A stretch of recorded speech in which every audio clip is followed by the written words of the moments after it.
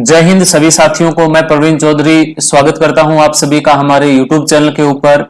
प्यारे साथियों, आज राजस्थान जी के महाडोज कल हमने जो पार्ट स्टार्ट किया था वो राजस्थान की क्लास संस्कृति को स्टार्ट किया था और आज हमारी उसकी दूसरी क्लास है और जिसके अंदर जो हम टॉपिक पढ़ने जा रहे हैं वो टॉपिक रहेगा हमारा राजस्थान की जनजातियां।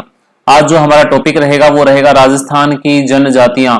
तो फटाफट जो भी साथी हैं जल्दी से क्लास को एक बार अपने साथियों तक शेयर कर दें। जल्द ही हम क्लास को जो है वो स्टार्ट करने जा रहे हैं और जो भी साथी नए जुड़े हैं उनसे मैं कहना चाहूंगा फटाक से आप हमारे चैनल को भी यहाँ पे सब्सक्राइब कर लें। तो बड़ा ही हमारे पास ये इंटरेस्टेड टॉपिक रहने वाला है। आने वाले जो एग्जाम है हमारे पास पटवार, राजस्थान पुलिस या फिर रीट, हर प्रकार के एग्जाम के लिए, जैसे हमारे पास अभी जो हाई कोर्ट का जो एग्जाम होगा सबके लिए हमारे पास इंपॉर्टेंट क्वेश्चन होने वाले हैं राजस्थान जी के महाडोज, इसीलिए हमने इसका नाम दिया है। तो फटाफट सभी साथी जुड़ जाइएगा। आज हम बिल्कुल ही फटाफट यहाँ पे जो क्वेश्चन होंगे हमारे वो पूरा टॉपिक यहाँ पे हम डिस्कस करेंगे और कम से कम टाइम हम यहाँ पे लेने की कोशिश करेंगे, ठीक है। तो चलते हैं साथियों क्वेश्चन नंबर फर्स्ट की तरफ बिना इंतजार किसी चीज का नहीं करते हुए। क्वेश्चन नंबर फर्स्ट है हमारा, ये हमने पहला क्वेश्चन, क्योंकि जिस टाइम के ऊपर मैंने आपको जनगणना करवाई थी उस टाइम पे भी ये क्वेश्चन जो है वो करवा दिया था, बट आज दोबारा से क्वेश्चन हमने एक बार शामिल किया है क्योंकि हम यहाँ पे राजस्थान की जो जनजाति है वहां उसके बारे में पढ़ रहे हैं, तो दोबारा से एक बार चर्चा कर लें, इसीलिए मैं आपको फटाफट इसके बारे में डिटेल से दोबारा बताना चाहूंगा, ठीक है। तो पहले साथी एक बार देख लीजिएगा, यहाँ पे हमारे पास 2011 की जनगणना के अनुसार राज्य में अनुसूचित जनजाति की आबादी कितनी है। तो फटाफट जिसने पहले पढ़ा था टॉपिक को वो भी आंसर बताएगा और जिसने नहीं पढ़ा था वो भी इसका राइट आंसर एक बार बता दीजिएगा। हम ज्यादा वेट आज बिल्कुल भी नहीं करेंगे और फटाफट आपको कुछ विवरण जो है वो साथ साथ मैं आपको बताता रहूंगा। तो एक बार जल्दी से आप क्वेश्चन नंबर फर्स्ट की शुरुआत कर दीजिएगा, फिर हम एकदम रफ्तार के साथ आपको पढ़ाएंगे, ठीक है। तो पहले साथियों क्वेश्चन जो है हमारे पास फर्स्ट, इसका राइट आंसर हो जाएगा राजस्थान 2011 की जनगणना के अनुसार राज्य में अनुसूचित जनजाति की आबादी जो है प्यारे साथियों वो हमारे पास 70.98 लाख या फिर बोल रहे हैं 70.98 लाख है हमारे पास 2011 की जनगणना के अनुसार, ठीक है। और ये जो है वो जनजाति जो है वो राजस्थान की कुल जनसंख्या का, राजस्थान की कुल जनसंख्या का 12.6% जो है वो किसका है, वो हमारे पास जनजाति का है। 12.6% जो है वो किसका है प्यारे साथियों, जनजाति का। और देश में सर्वाधिक जनजाति जो है वो कहां पे निवास करती है, तो सबसे अधिक जनजाति देश के अंदर मध्य प्रदेश के अंदर निवास करती है और सबसे कम जनजाति जो है वो भारत में कहां निवास करती है, तो वो भारत के अंदर हरियाणा में निवास करती है। राजस्थान की चर्चा करें तो राजस्थान में सबसे ज्यादा जो है जनजाति कहां पे निवास करती है, तो सबसे अधिक करती है भाई उदयपुर के अंदर और सबसे कम जो है वो कहां पे निवास करती है, बीकानेर के अंदर, ठीक है। चलो अब चलते हैं क्वेश्चन नंबर सेकंड की तरफ। क्वेश्चन नंबर सेकंड है, जनजाति जनसंख्या के आधार पर राजस्थान का देश में कौन सा स्थान है। बड़े ध्यान से सुन लीजिएगा, जनजाति जनसंख्या के आधार पर राजस्थान का देश में कौन सा स्थान है, क्योंकि पहला स्थान जो है प्यारे साथियों वो किसका था हमारे पास, फर्स्ट स्थान जो है वो मध्य प्रदेश का था। किसका था भाई, फर्स्ट स्थान मध्य प्रदेश का था। यहाँ पे आपसे पूछा है कि राजस्थान का स्थान जो है वो जनजाति जनसंख्या में कौन सा है, तो फटाफट यहाँ पे राइट आंसर बता दीजिएगा।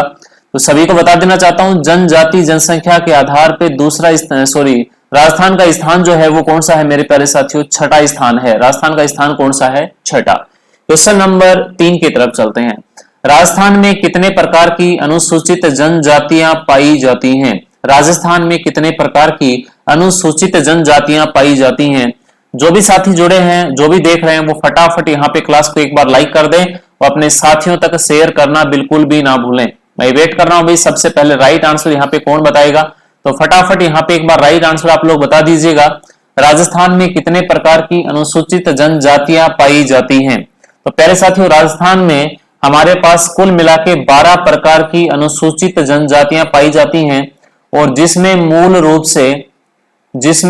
रूप से हमारे पास 8 प्रकार की जनजातियां जो है वो राजस्थान के अंदर पाई जाती हैं। उम्मीद करता हूं क्वेश्चन नंबर 3 जो है आपको अच्छे से समझ में आ गया होगा, ठीक है। क्वेश्चन नंबर 4 की तरफ चलें।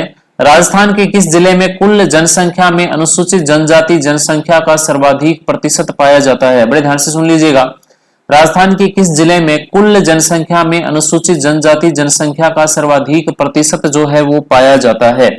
तो प्यारे साथियों सर्वाधिक प्रतिशत देखिएगा, वैसे आपसे पूछे सर्वाधिक अनुसूचित जनजाति कहां पे पाई जाती है, तो उसका हमारा जो राइट आंसर था वो मैंने बताया था उदयपुर के अंदर। कहां पे था भाई? उदयपुर में। लेकिन यहाँ पे प्रतिशत की चर्चा है तो प्रतिशत का नाम लेगा तो इसका जो राइट आंसर हमारे पास हो जाएगा वो बांसवाड़ा हो जाएगा। यानी कि बांसवाड़ा की कुल जनसंख्या का 76.4% जो है वो जनजाति के रूप में पाया जाता है। तो क्वेश्चन नंबर 4 का राइट आंसर हो जाएगा हमारे पास सी। क्वेश्चन नंबर 5 की तरफ चलें। राज्य में अनुसूचित जनजातियों में लिंगानुपात की सर्वाधिक स्थिति है। दोबारा सुन लीजिएगा, राज्य में अनुसूचित जनजातियों में लिंगानुपात की सर्वाधिक स्थिति। तो लिंगानुपात के बारे में पूछा है आपसे, अनुसूचित जनजातियों का लिंगानुपात जो है वो कितना है? ये 2011 के आंकड़ों के अनुसार ही है मेरे प्यारे साथियों। तो क्वेश्चन नंबर 5 जो है इसका राइट आंसर हमारा क्या होगा? फटाफट सभी साथी एक बार कमेंट करके बताएंगे क्वेश्चन नंबर 5 जो है इसका राइट आंसर हमारा क्या होने वाला है। तो क्वेश्चन नंबर 5 जो है प्यारे साथियों इसका राइट आंसर हो जाएगा हमारा 948। तो राज्य में अनुसूचित जनजातियों में लिंगानुपात की सर्वाधिक स्थिति है 948। ठीक है। और उसी प्रकार अगर आपसे राजस्थान के बारे में पूछे कि राजस्थान का लिंगानुपात कितना है, तो आपको बताया भी था जब हमने टॉपिक पढ़ा राजस्थान की जनगणना, तो ये राजस्थान का लिंगानुपात है 928। और उसी प्रकार अगर भारत के लिंगानुपात के बारे में पूछे तो भारत का लिंगानुपात जो है वो है हमारे पास 943। ठीक है। चलो चलते हैं क्वेश्चन नंबर 6 की तरफ। भीलों के घर को क्या कहा जाता है? जो भील जनजाति है उस भील जनजाति के जो घर हैं उन घरों को किस नाम से जाना जाता है? क्वेश्चन आपसे यहाँ पे पूछा गया है। ठीक है। तो पहले साथियों सभी को बता देना चाहता हूं, बड़ा ही इजी क्वेश्चन है। ऑप्शन हमारे पास कोल्लू, मंड, बराड़ी और उसके बाद गोपना और उसके बाद टापरा या कू। तो सभी को पता है भाई, इजी क्वेश्चन है कि भीलों के जो घर है, भीलों का जो घर है उसे किस नाम से जाना जाता है?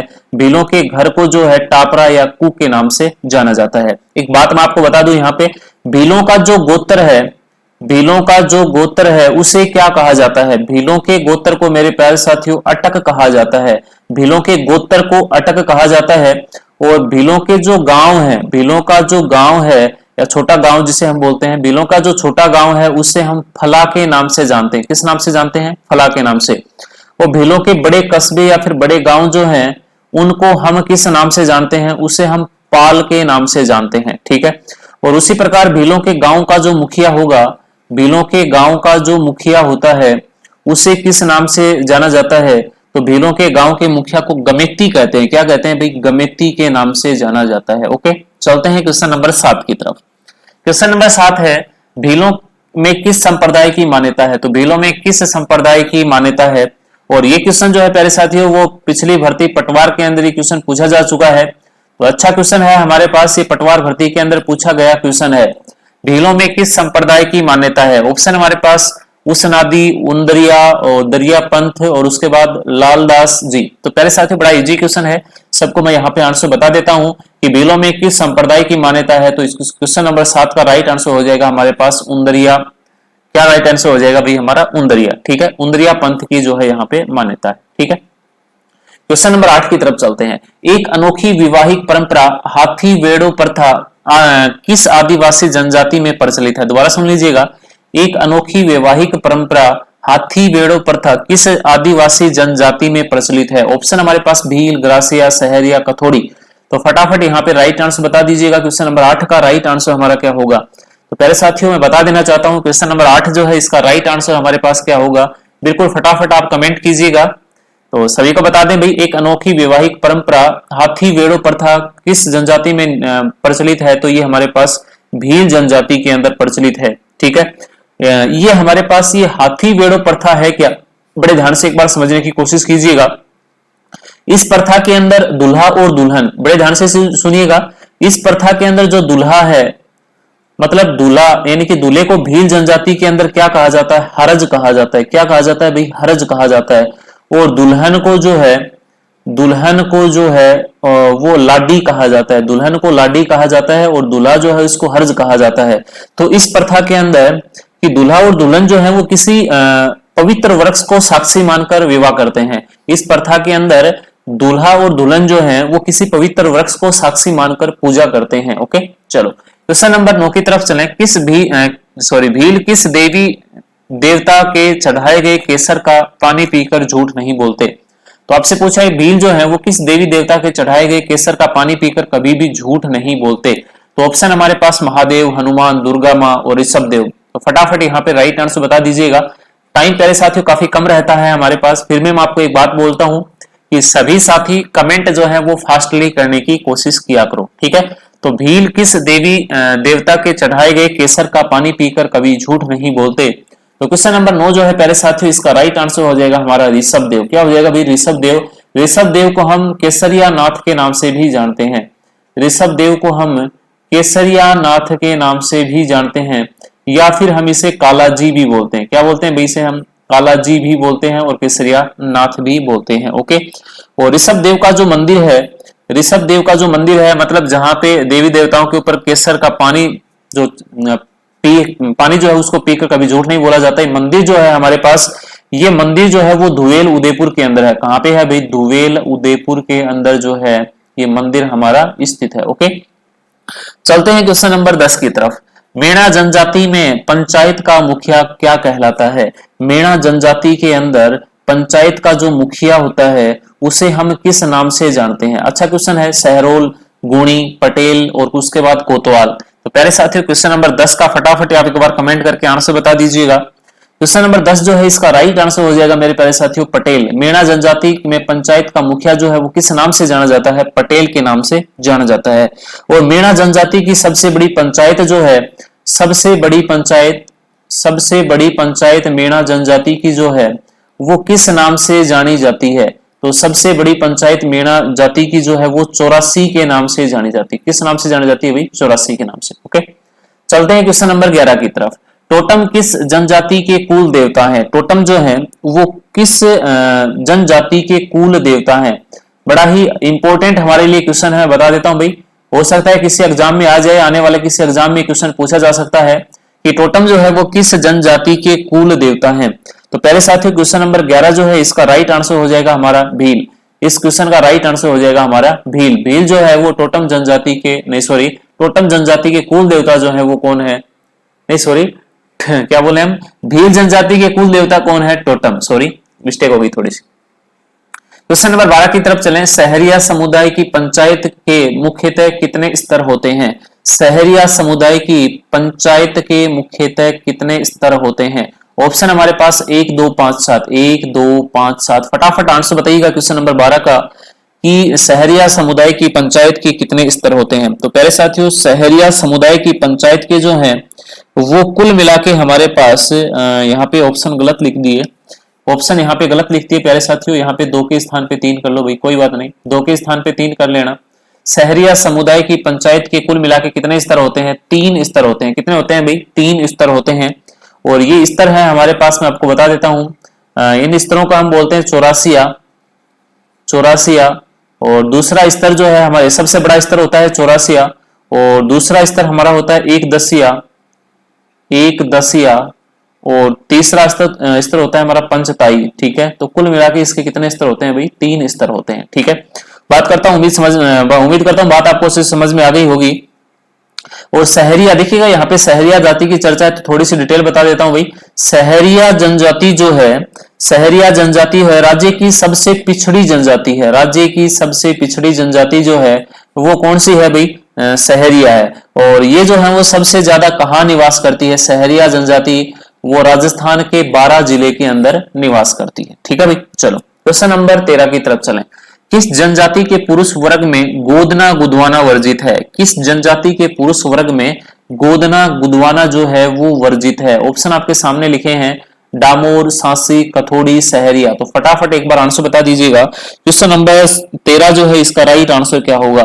तो किस जनजाति के पुरुष वर्ग में गोदना या गुदवाना वर्जित है? तो पहले साथियों क्वेश्चन नंबर 13 जो है इसका राइट आंसर हो जाएगा हमारे पास सहरिया जनजाति।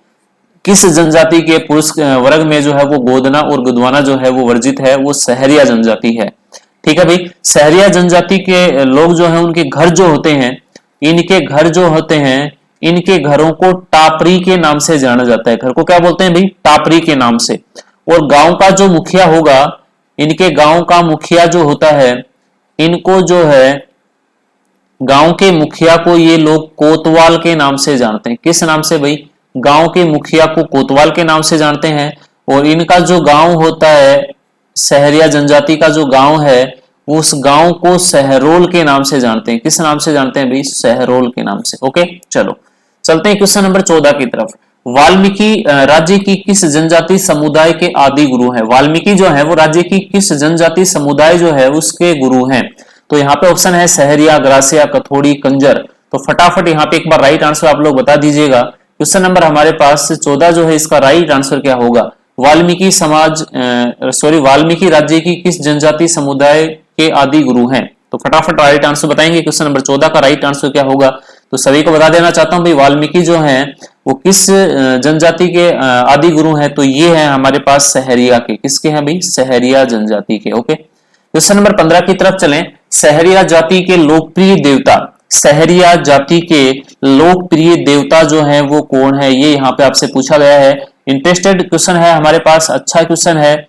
और सभी से कहना चाहूंगा भाई, जो भी साथी जुड़े हैं फटाफट क्लास को लाइक करो। अभी तक लाइक की संख्या काफी कम आ रही है और ज्यादा से ज्यादा आने से पहले क्लास को शेयर करके आया करो, ठीक है भाई। चलो, तो क्वेश्चन नंबर 15 की तरफ हमारे पास इसका राइट आंसर क्या होगा बता दीजिएगा सभी साथी। सहरिया जाति के लोकप्रिय देवता, तो सहरिया जाति के लोकप्रिय देवता जो है प्यारे साथियों वो कौन है? तेजाजी। कौन है भाई? तेजाजी जो है वो सहरिया जाति के लोकप्रिय देवता माने गए हैं। ओके, क्वेश्चन नंबर 16 की तरफ चलें। ग्रासिया जनजाति की पंचायत के मुखिया को क्या कहते हैं?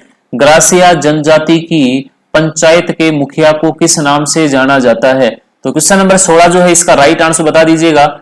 तो इसका राइट आंसर हो जाएगा प्यारे साथियों हमारा पालवी। किस नाम से जाना जाता है भाई? पालवी के नाम से, या फिर इसे हम कई बार सहलोद के नाम से भी जानते हैं, या फिर इसे हम सहलोद भी बोल दें या फिर पालवी, ठीक है। तो ग्रासिया जनजाति के पंचायत के मुखिया को पालवी के नाम से जाना जाता है।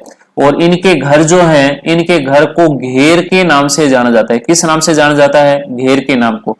और ग्रासिया सर्वाधिक जो है वो कहां पे निवास करते हैं? ग्रासिया सर्वाधिक सिरोही क्षेत्र के अंदर निवास करते हैं। चलो, क्वेश्चन नंबर 17 की तरफ चलें।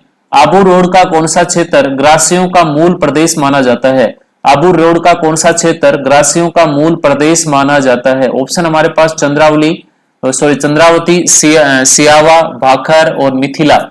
तो प्यारे साथी क्वेश्चन नंबर 17 जो है इसका राइट आंसर हो जाएगा। फटाफट एक बार कमेंट कर दें क्वेश्चन नंबर 17 का राइट आंसर क्या होगा। मैं आपका वेट आज जो है वो काफी कम कर रहा हूं। मेरा टारगेट है फटाफट आप लोगों को ये टॉपिक जो है वो कंप्लीट करवा देना। आपको और बहुत कुछ मैटर जो है वो पढ़ना है, ठीक है भाई। क्वेश्चन नंबर 17 जो है इसका राइट आंसर हो जाएगा हमारे पास भाखर। क्या होगा भाई? भाखर।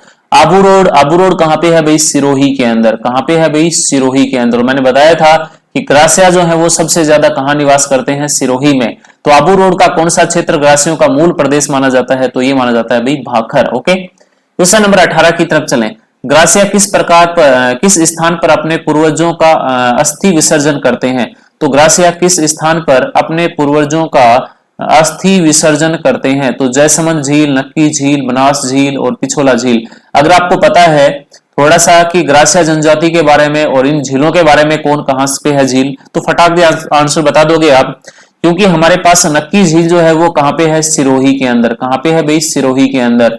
और ग्रासिया जो है वो कहां पे निवास करते हैं? सिरोही के अंदर। तो अस्थि विसर्जन भी कहां पे करेंगे? नक्की झील में। ओके, तो क्वेश्चन नंबर 18 का राइट आंसर भी होगा। क्वेश्चन नंबर 19 की तरफ चलें। निम्न में कौन सा मेला ग्रासी जनजाति से संबंधित नहीं है? मतलब यहाँ पे जो मेले दिए हैं इनमें कौन सा मेला जो है वो ग्रासी जनजाति से रिलेटेड नहीं है? ऑप्शन हमारे पास कोटेश्वर का मेला, चित्र विचित्र का मेला, सियावा गांव का गणगौर मेला और उपयुक्त कोई नहीं। फटाफट एक बार राइट आंसर बता दीजिएगा। क्वेश्चन नंबर 19 जो है इसका राइट आंसर हमारा क्या होगा? तो पहले साथियों इसका राइट आंसर हमारे पास देख लीजिएगा। कोटेश्वर का मेला बिल्कुल ये ग्रासिया जनजाति से है। चित्र विचित्र मेला भी ग्रासिया जनजाति से है। और सियावा गांव का गणगौर मेला भी हमारे पास ग्रासिया जनजाति से है। इसका जो राइट आंसर होगा ऑप्शन नंबर डी होगा, उपयुक्त में से कोई नहीं, क्योंकि ये सभी जो है वो ग्रासिया जनजाति के मेले हैं। ओके भाई, क्वेश्चन नंबर चलते हैं 20 की तरफ। ग्रासिया मीणा जनजातियों के पुरुष निम्न में से कौन सा आभूषण कान में पहनते हैं? तो ग्रासिया और मीणा जनजाति के लोग जो हैं इनमें से कौन सा आभूषण जो है वो कान में पहनते हैं? ऑप्शन है मेमंद, कड़ा, मुर्की और रखन। तो बड़ा ही इजी क्वेश्चन है, देखते ही आप बता दोगे राइट आंसर, मेरे को पूरा विश्वास है। तो प्यारे साथियों इसका जो राइट आंसर हमारे पास हो जाएगा, इसका राइट आंसर हो जाएगा मुर्की। क्या हो जाएगा भाई हमारे पास? मुर्की। तो ग्रासिया और मीणा जनजाति के पुरुष जो है वो कौन सा आभूषण कान में पहनते हैं? मुर्की पहनते हैं। अगर मैं आपसे एक क्वेश्चन यहाँ पे पूछूं कि ग्रासिया जनजाति के अंदर हेलरू किसे कहा जाता है? हेलरू, बड़े ध्यान से समझ लीजिएगा। ग्रासिया जनजाति के अंतर्गत हेलरू का संबंध किससे है? कई बार पूछा गया क्वेश्चन है हमारे पास, ये तो मोस्ट क्वेश्चन था, मैंने सोचा आपको बता दें कि हेलरू किसे कहा जाता है। तो प्यारे साथियों सभी को बता देना चाहता हूं, ग्रासिया समाज की सहकारी संस्था को, ग्रासिया समाज की सहकारी संस्था जो है उसको हम किस नाम से जानते हैं? हेलरू के नाम से जानते हैं। ओके, क्वेश्चन नंबर 21 की तरफ चलें। प्रेम विवाह का प्रचलन किस जनजाति में अधिक है? यहाँ पे पूछा भाई प्रेम विवाह लव मैरिज का जो प्रचलन है वो किस जनजाति के अंदर किस जनजाति में पाया जाता है? तो आपसे पूछा है, फटाफट यहाँ पे आंसर बताइएगा। लव मैरिज का प्रचलन किस जनजाति में अधिक है? ऑप्शन है भील, मीणा, ग्रासिया और डामोर। तो फटाफट बता दें भाई, इसका राइट आंसर जो है, इसका राइट आंसर हो जाएगा हमारे पास ग्रासिया जनजाति। किसमें है भाई? ग्रासिया जनजाति में। और ये लोग जो है अपना जीवन साथी जो है वो किसी मेले के अवसर पे चुनते हैं, किसी मेले के अवसर के ऊपर ये अपना जीवन साथी चुनते हैं। ओके, क्वेश्चन नंबर 22 की तरफ चलें। निम्न में से कौन सी जनजाति दूध का प्रयोग बिल्कुल नहीं करती? यहाँ पे ऑप्शन दिए हैं, इनमें बताना भी कौन सी जनजाति जो है वो अपने जीवन के अंदर दूध का प्रयोग जो है वो बिल्कुल भी नहीं करती। ग्रासिया, सहरिया, कथोड़ी, डामोर। तो फटाफट आंसर बता दीजिएगा, क्वेश्चन नंबर 22 का राइट आंसर क्या होगा?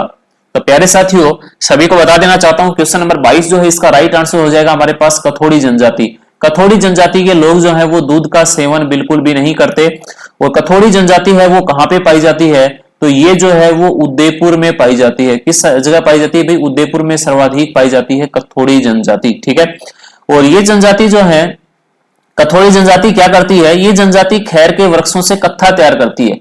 ये जनजाति जो है वो खैर के वृक्षों से जो क्या तैयार करती है? कत्था तैयार करती है। इसीलिए इसे हम क्या बोलते हैं? कथोड़ी जनजाति के नाम से जाना जाता है। ठीक है, इसके अलावा एक बात मैं आपको बताऊं कि ये दूध का उपयोग बिल्कुल नहीं करते। अगर आपसे पूछ ले किस जनजाति में महिलाएं भी शराब का सेवन करती हैं, तो कथोड़ी जनजाति के अंदर महिलाएं भी शराब का सेवन करती हैं, इसलिए वो दूध का प्रयोग बिल्कुल भी नहीं करती। क्वेश्चन नंबर 23 है, डूंगरपुर जिले की किस पंचायत समिति को सर्वाधिक डामोर होने के कारण डामोरिया क्षेत्र कहा जाता है? मतलब डूंगरपुर जिले की किस पंचायत के अंदर सर्वाधिक डामोर होने के कारण उस पंचायत को डामोरिया क्षेत्र कहा जाता है? उस ऑप्शन है सिमलवाड़ा, सागवाड़ा, आसपुर, तलवाड़ा। तो फटाफट क्वेश्चन नंबर 23 का राइट आंसर बताइएगा। क्वेश्चन नंबर 23 जो है प्यारे साथियों इसका राइट आंसर हमारे पास हो जाएगा सिमलवाड़ा।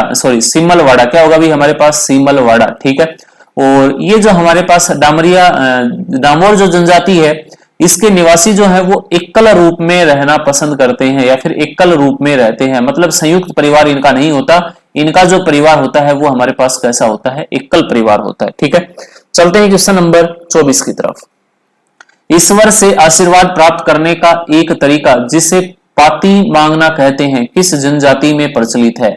ईश्वर से आशीर्वाद लेने का एक तरीका जिसे हम पाती मांगना कहते हैं, ये किस जनजाति के अंदर जो है वो प्रचलित है? ऑप्शन हमारे पास सांसी जनजाति, कंजर जनजाति, डामोर जनजाति और नट जनजाति। तो बड़ा ही इजी क्वेश्चन है, अगर किसी ने पहले पढ़ा है तो फटाक से बता दीजिएगा। तो पहले साथी क्वेश्चन नंबर 24 जो है इसका राइट आंसर हो जाएगा हमारे पास कंजर। किस जनजाति में ईश्वर से आशीर्वाद लेने की प्रथा या फिर जिसे हम पाती कहते हैं, पाती मांगना कहते हैं, किस जनजाति से प्रचलित है? कंजर जनजाति से। और कंजर जनजाति जो है वो राजस्थान के किस जिले में पाई जाती है? तो ये राजस्थान के कोटा जिले के अंदर पाई जाती है। और ये एक प्रकार की घुमक्कड़ जनजाति है और साथ ही में इसे अपराध के रूप में भी जाना जाता है। आपराधिक प्रवृत्ति के लोग जो हैं वो इस मतलब कंजर जनजाति के हैं और घुमक्कड़ प्रवृत्ति के हैं। ठीक है, और इस जनजाति में बड़े ध्यान से सुन लीजिएगा, इस जनजाति में जब कोई व्यक्ति मर जाता है, जब किसी व्यक्ति की यहाँ पे या फिर इस जनजाति के अंदर मृत्यु हो जाती है, तो फिर ये उसके मुख के अंदर जो है वो शराब डालते हैं। क्या डालते हैं भाई? शराब डालते हैं जब किसी व्यक्ति की मृत्यु हो जाती है इस जनजाति में। ठीक है, क्वेश्चन नंबर 25 की तरफ चलें। कंजर महिलाओं द्वारा कमर में पहने जाने वाला वस्त्र क्या कहलाता है?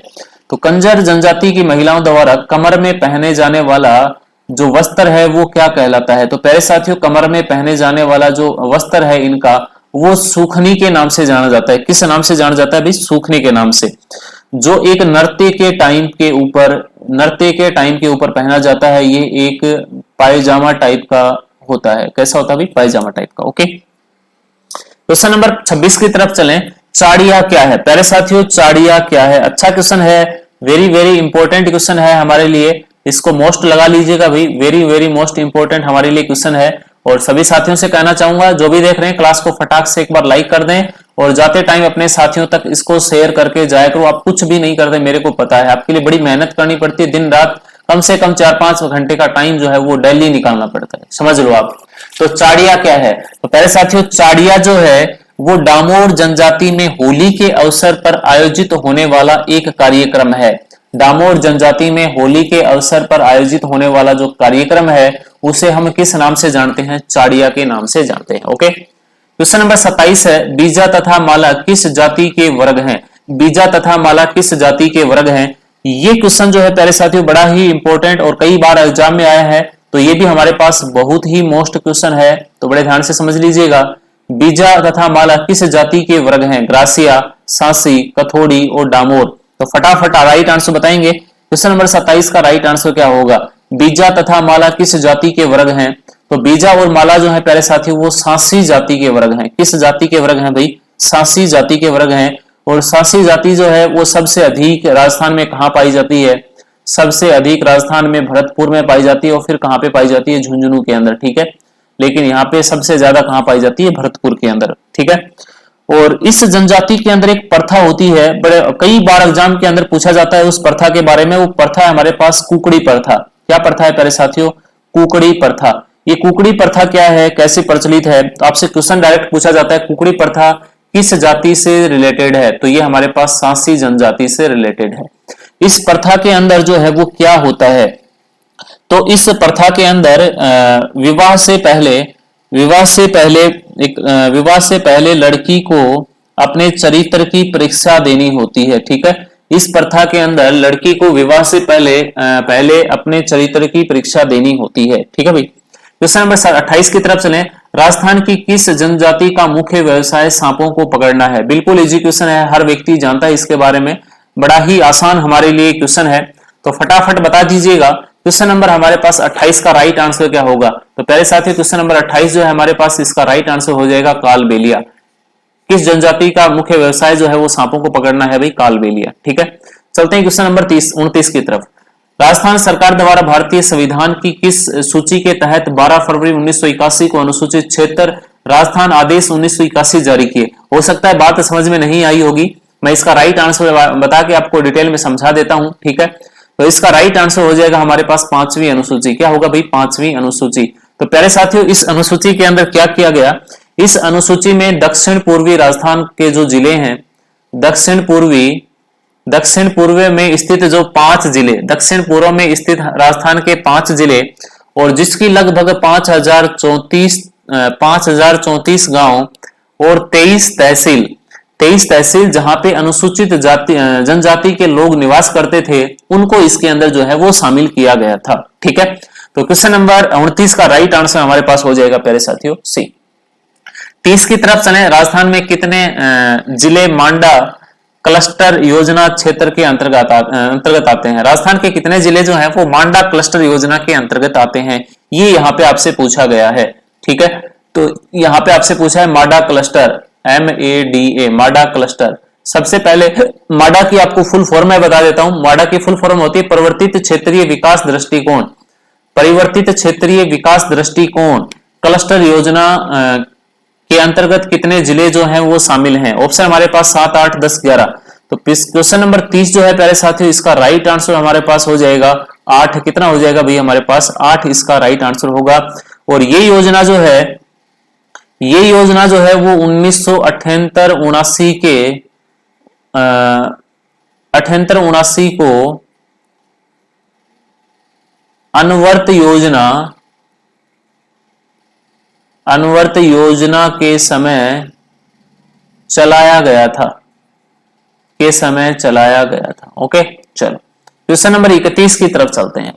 अनुसूचित जनजाति स्वरोजगार योजना कब प्रारंभ की गई? अनुसूचित जनजाति स्वरोजगार योजना कब प्रारंभ की गई? वेरी वेरी मोस्ट इंपोर्टेंट हमारे लिए क्वेश्चन है, बड़े ध्यान से समझिएगा। अनुसूचित जनजाति स्वरोजगार योजना कब प्रारंभ की गई थी? 2004-5, 2001-2, 2005-6, 2003-4। तो क्वेश्चन नंबर 31 जो है प्यारे साथी, इसका राइट आंसर हो जाएगा हमारे पास 2001-2।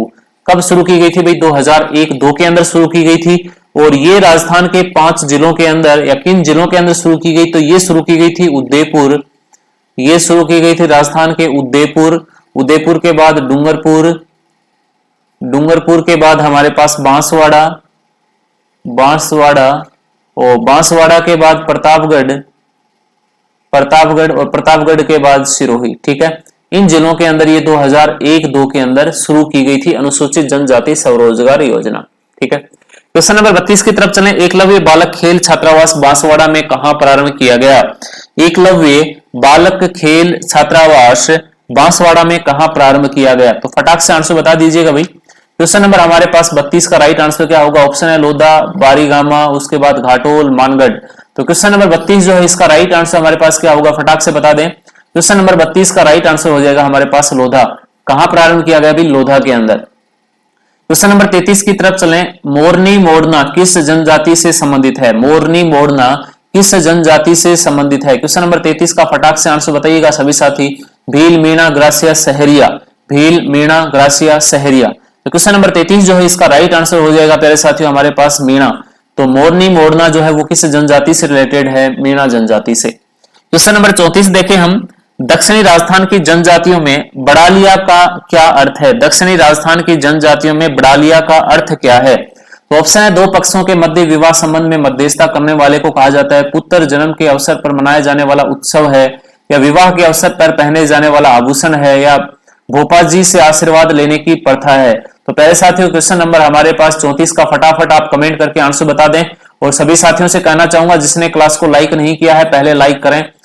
तो बताइएगा भाई क्वेश्चन नंबर 34 का राइट आंसर क्या होगा? तो क्वेश्चन नंबर 34 जो है प्यारे साथियों बड़ा ही इंपॉर्टेंट हमारे लिए क्वेश्चन है। ये क्वेश्चन जो है वो राजस्थान पुलिस 2015 के अंदर पूछा गया क्वेश्चन है कि जनजातियों में बड़ालिया का अर्थ क्या है। तो पहले साथियों बड़ालिया का जो अर्थ है वो दो पक्षों के मध्य विवाह में मध्यस्थता करने वाला। तो क्वेश्चन नंबर 34 का राइट आंसर हो जाएगा ए।